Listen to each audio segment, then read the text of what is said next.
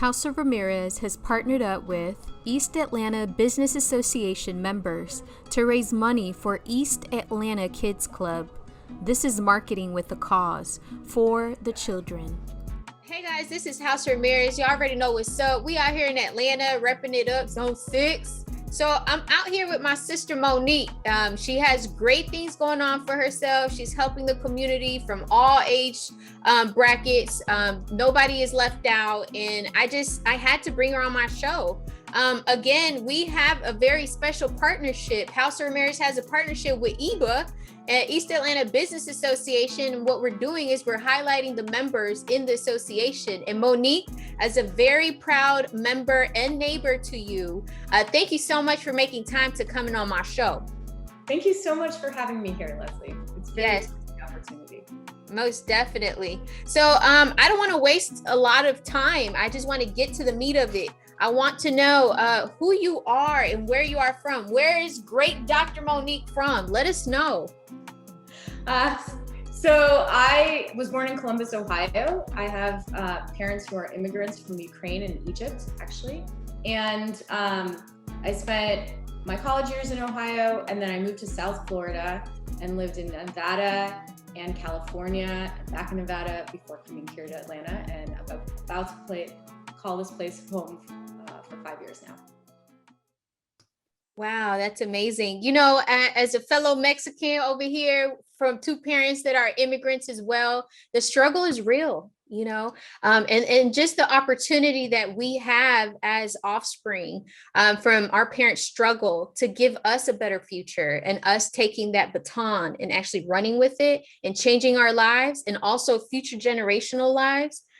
That's big. So big kudos to you. I want to go ahead and get out to you. Thank you so much. Yeah, I'm incredibly grateful to my parents who really made it their priority in life to give their kids every single opportunity above and beyond their means that they could.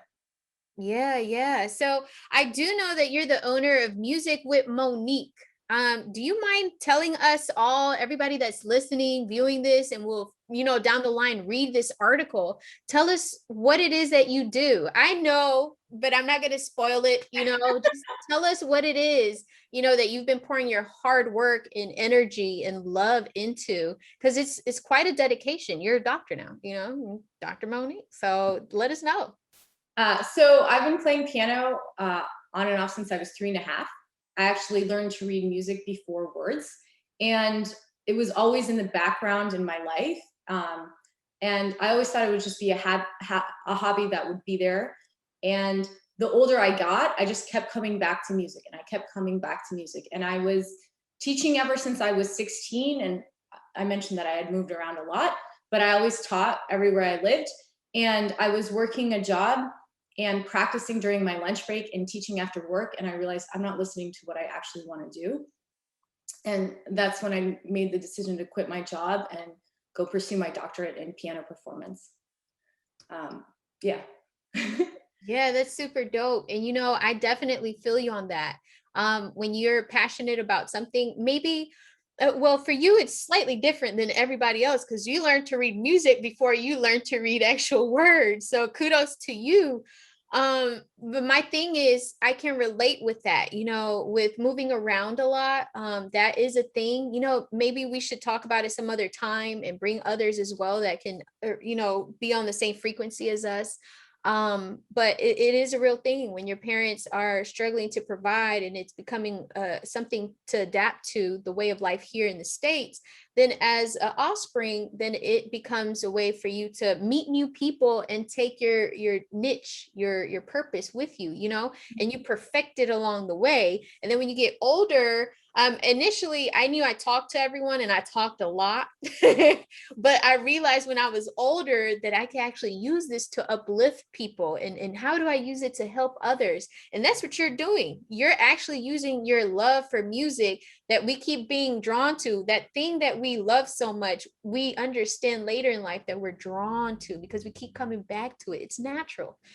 So you keep going back to it, and you have realized that this is what you want to pursue. And big kudos to you for leaving your job, because it's that little wedge right there where you're like, do I do it? Do I not do it? Am I going to struggle? Am I not going to struggle? And it's just, it's a beautiful thing to, how would I say, not doubt yourself, rely on yourself, trust in yourself, and know your worth, know your power to go full throttle into entrepreneurship. So kudos to you. Thank you very much. And that's super cool. So dedicating yourself to entrepreneurship, that's just betting on yourself. And that's what it's all about right now with COVID. We've been seeing that the normal way of doing things, it's okay still for some, if you're out there about to retire. And even with that, they're still kind of playing with that pension thing over there. But now more than ever, you have to understand what it is you're good at and go with it. Now is the time to move. Now is the time to flourish into something. So that's awesome. Sorry. Oh, you're fine. What were you going to say? I was going to say that during COVID is when I actually really found my inner strength and the strength in myself to trust that I was living my truth and that I was doing what I was supposed to be doing and what I wanted to be doing. And that helped me attract the right students that are really on the same wavelength and we're on the same page. And it's really remarkable. I'm really grateful for that opportunity. Yes, most definitely. And it's just, you can't deny it. It's a calling. It's a purpose. So that's awesome. I do know that you said you decided to leave your job. I did too. I left corporate America last year and I haven't looked back since. So I want to ask you, what was that moment that you were like, it's time? No more doubting, no more second guessing. This is the sign. If there was a sign, what was the sign? If there was something said, what was said? Like, or what did you see and think of that just switched gears and, propelled you? So for me, I was working a nonprofit job and I had a career for about a decade in nonprofit and it was meaningful work to me. But I reached this point where I was looking for other jobs and I realized I don't actually want to do this anymore. I really am ignoring my own needs. And whereas nonprofit work, you're really providing services for everyone, but you don't have time to take care of yourself.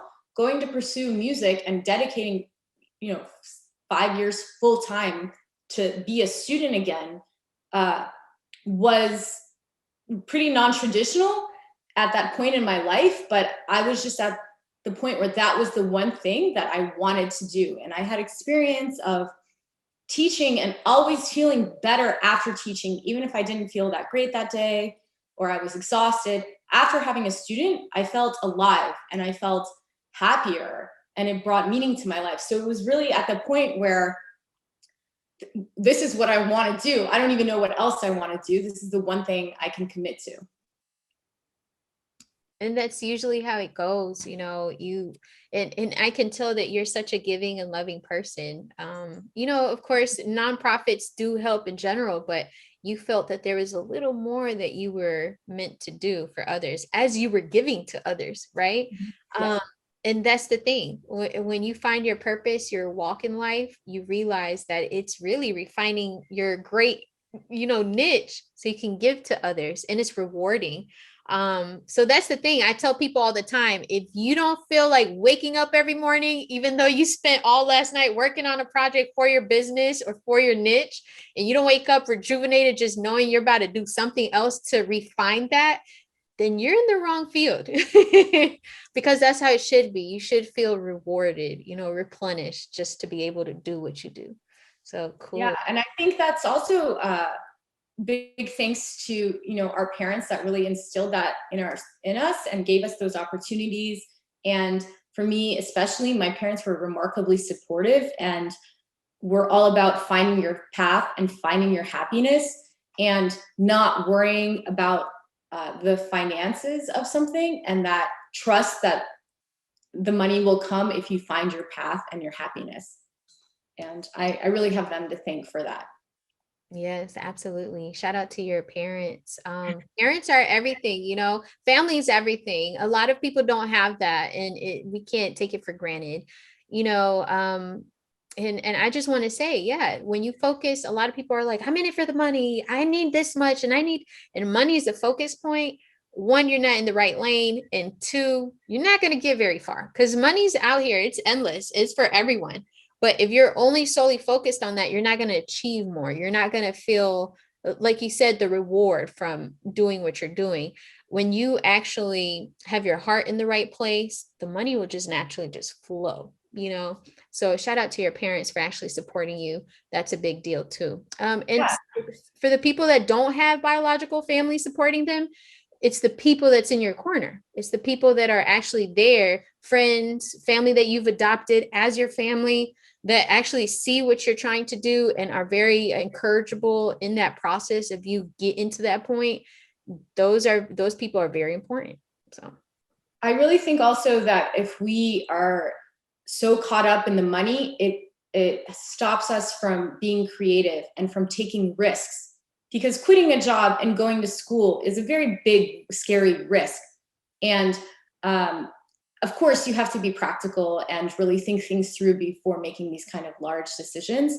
But having that kind of emotional support to take those risks is a big deal.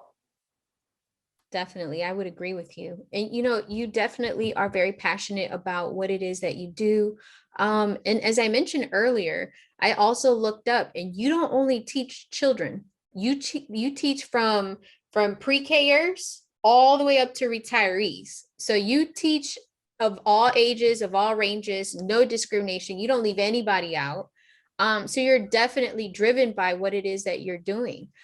Because it takes a lot of patience. And trust me, a mom being of 3 little kids, it's not easy. And they're great kids, but that's just kids. Can you imagine someone else with like arthritis but still wants to learn, or someone that can't really read music and is trying to, or so you're definitely in the right arena with the right heart in place.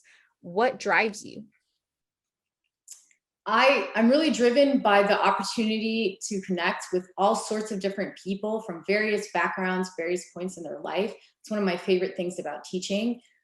They're all ages. I'm really excited that in Atlanta, I have the privilege of teaching people from all different countries of the world, all different races, all different ages. So that's really a blessing to connect with people. The other big motivating factor for me is to really help people reach their goals. So for me, my expertise is within music, so I'm helping them with that. But the bigger picture is that people set out to do something for themselves, especially the adult students. And, maybe it's something they've always wanted to get around to and haven't, and finally they make the leap to do that. And it's incredibly empowering. I've been told by some students that just being able to play was one of the most proudest moments of their life. And I just had a adult musical happy hour on Zoom with my students yesterday. And it ended up being kind of a group therapy session on performance anxiety and getting out of your box and trying something new, because it's very scary. And I think the older we get, we become more and more timid of taking those kind of risks.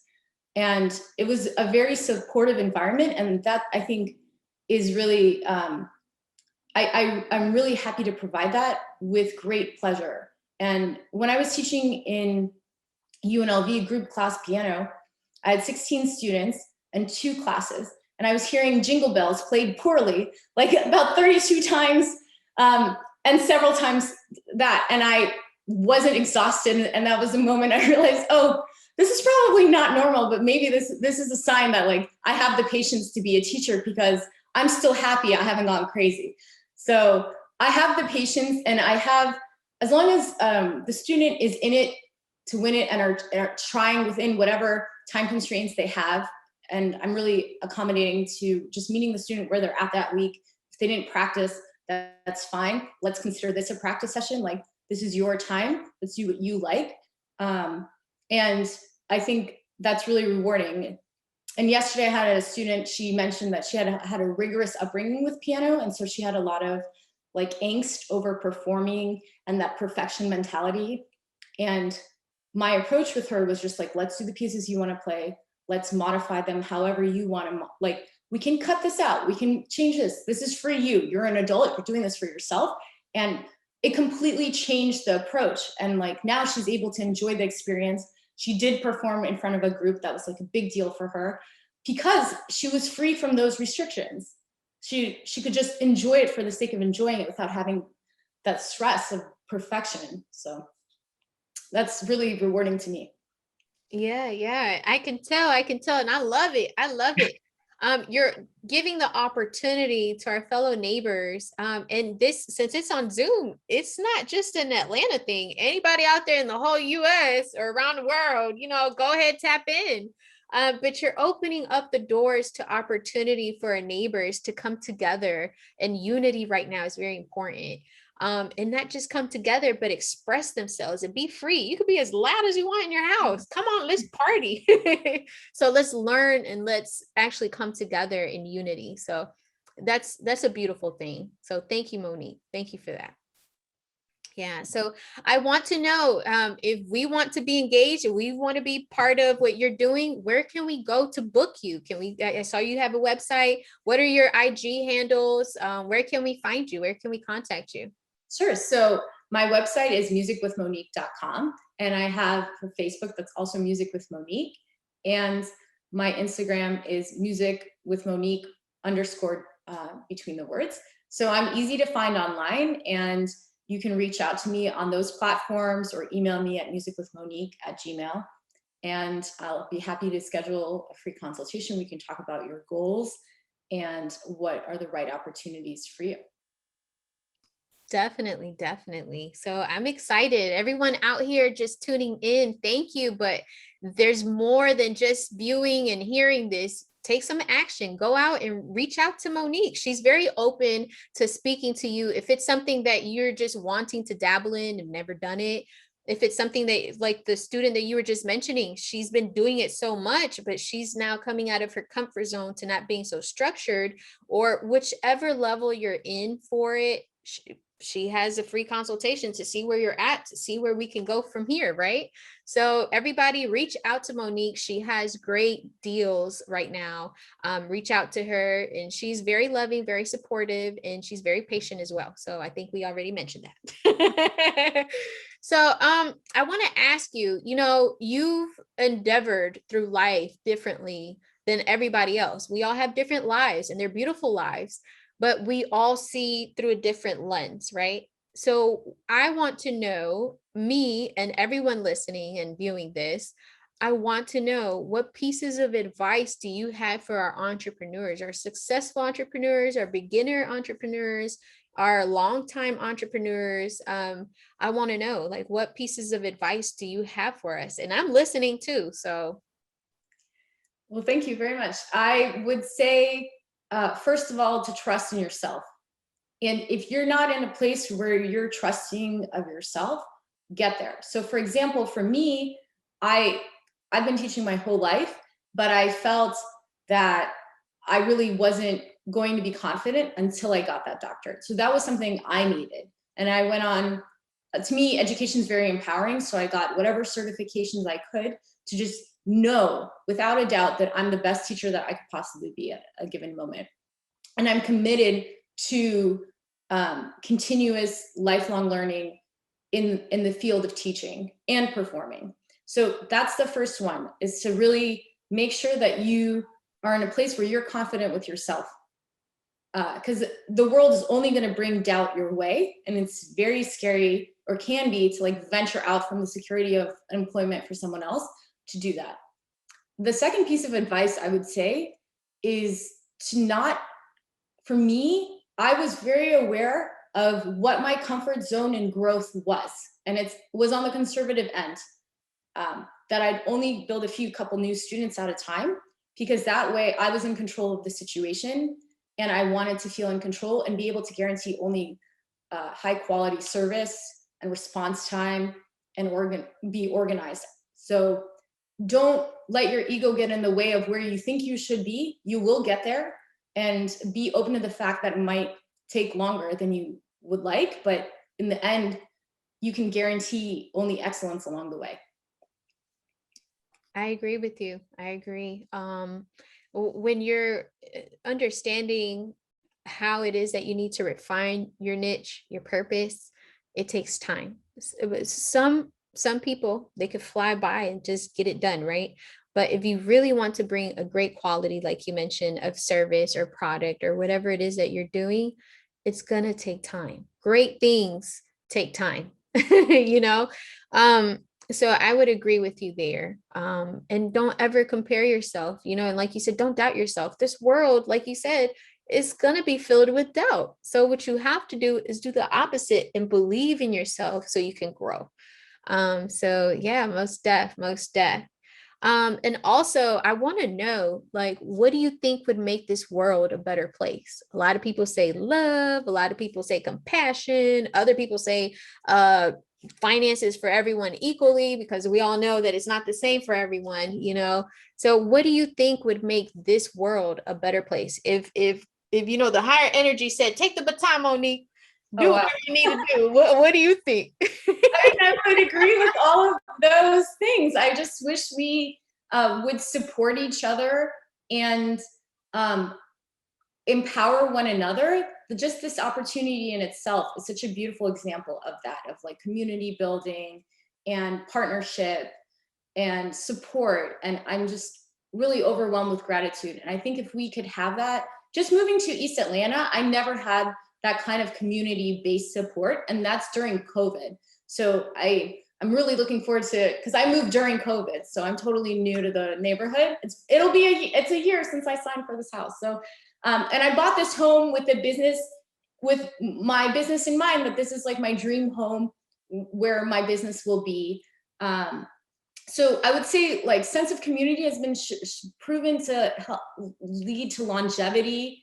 And we lose a lot of that with the way the world is going. So I think if we could just recognize the humanity in each other and help each other and share and be involved in community and supporting one another, the world would be a lot better. I believe so too. You know, the ultimate goal is being able to help others. And when your heart is in the right place, you just are able to see every opportunity as, like you said, encouraging one another. So encouraging goes a long way. And yeah, shout out East Atlanta. And shout out to you. Congratulations to your year anniversary. Yeah, we don't lack community. I mean, you know, we don't lack it here, over here. We don't lack it over here on the east side, you know. Yeah, awesome. Really nice. Yeah, I love it. So I'm excited to, you know, just have you here and talk to you, and kudos to you. You know, you deserve all greatness. We all do, you know, and it starts with understanding that we do deserve it, because a lot of times it takes time for us to see that, oh, everything I wanted I can have. Yeah. Yeah. So yeah, cool. The blessings are waiting for you if you stay on the right track and stay true to yourself. I agree. Okay, so you know me, I always do a House of Ramirez shout out at the end. So right now the spotlight is on you and everything you have going on, and I want to give you the platform so you can go ahead and actually put the spotlight on people that have been supporting you throughout your journey. Well, thank you very much. I would say, as I mentioned, my parents have been incredibly supportive. My teachers along the way, my childhood teacher, Nina Polanski, my college professors, especially Tim Hoff during my doctorate. I had a mentor, Gilad Rabinovich, who really helped me and the academic aspects of my career. Carol Payne at the Atlanta Music Teachers Association, who really served as a mentor to me. And I am very grateful to those people that believed in me. And I have some friends, Marcus Brodsky, for example, that wanted to really like be in my corner, even during this crazy time. And my students, actually, for believing in me and being committed to this and wanting to have this partnership. Yeah, definitely. Shout out to everybody. And also to you, Monique, because if you didn't bet on yourself and you didn't go all out and just depended on your whole willing and able to do what you're doing and trust in us as a community, if you didn't pursue your dream, we wouldn't be here right now. So shout outs to you also. Yeah. So opportunity, Leslie. Yeah. We could do this all day. But I'm just so thankful that you were able to come on my show. It's not going to be the last time. It is the first time, but it's not going to be the last time. When you have something new that you're coming out with, your students or just a project or anything, just let me know and we'll bring you back on. I want to encourage you to keep doing what it is that you're doing. You're definitely stimulating our mind to learn and also see things from a different perspective, and also coming together, which ultimately that's the goal, coming together as a community. The word unity is in community, together. Yeah. So shout outs to you, and I want to thank you, and until next time. Thank you so much. It was really a blast. Thank you so much. No problem. All right, peace. Make sure to follow House of Ramirez on all social media platforms.